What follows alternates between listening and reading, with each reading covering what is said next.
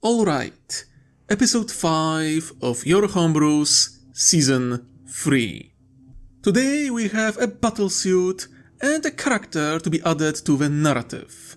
The first creation comes from a good friend of the channel and voice of Serene Spider, Ultrasound 7, the XV-29 Interceptor suit.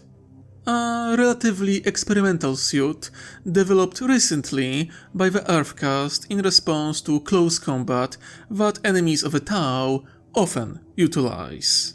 While most commanders seek the solution through long-range firepower and drones, some demanded solution to be a close-quarter suit of their own. Though some are doubtful of that philosophy of war, mostly because Commander Oshowa, the great traitor to the Tauva, was its supporter. However, the wars against the Tyranids pushed the Tau in the direction of creating close-range combat suit, yet one not as expensive or cumbersome as the mighty XV-9 Hazard Suit series. As such, new variant would be built on the chassis similar to that of old XV-15 stealth suit, with lessons of newer XV-25 applied to the design. Finally, the Earthcast engineers and Firecast pilots of Falshia unveiled the experimental XV-29. The Interceptor battlesuit is more similar in size to the XV-15, but it lacks any stealth capabilities. On the surface it makes it look fragile, but that isn't the case, as the small suit is equipped with repulsor impact fields, which allows creating shockwaves upon anything that the suit collides with, which results with devastating effect for the enemy.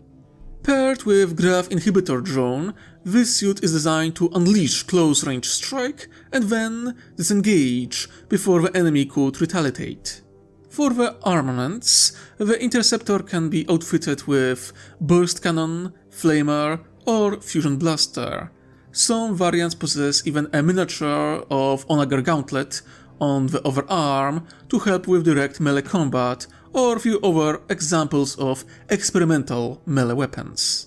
To ensure that XV-29 can quickly move in and out of combat, it is equipped with an enhanced jetpack, allowing for fast attacks and redeployments.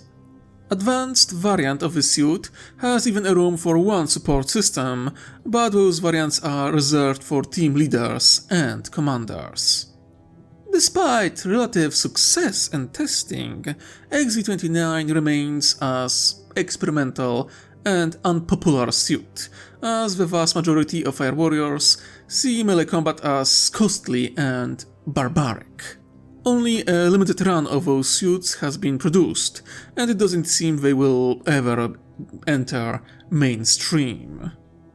However, despite the lack of popularity of XV-29 among the Tau, some auxiliaries, mostly Gwevesa, showed interest in the suit, as in some ways a Xeno version of mortal power armor, something comparable to suits worn by Sisters of Battle.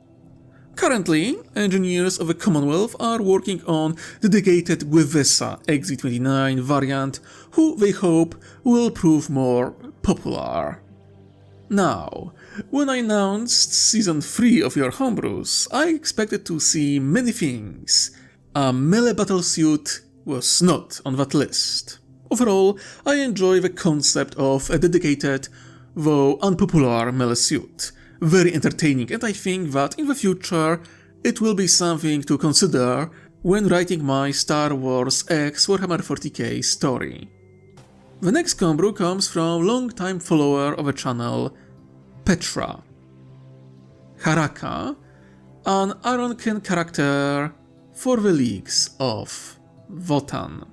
An eccentric robotic female with tendency to be pushy and getting what she wants with whatever means she has. Someone who keeps to their promises religiously, down to every minute detail and technicality. She is a bit full of herself, and she sizes up everyone she meets, determining if they deserve her respect or if they don't deserve even her attention. Uncharacteristically for the kin, she isn't too eager to share her data with ancestor cores, doing so rarely and usually under severe pressure. Her reasoning is that she was made to achieve some task, and sharing data before she achieves it would be pointless. Economic warfare and manipulation of stock markets. Her built-in specialization manifests as something of an obsession in the subject and unstoppable need to act on that need. Because of that obsession, she is given more autonomy than most kin, be it a clone kin or Iron kin, operating almost as independent agent of ancestor core to achieve her purpose.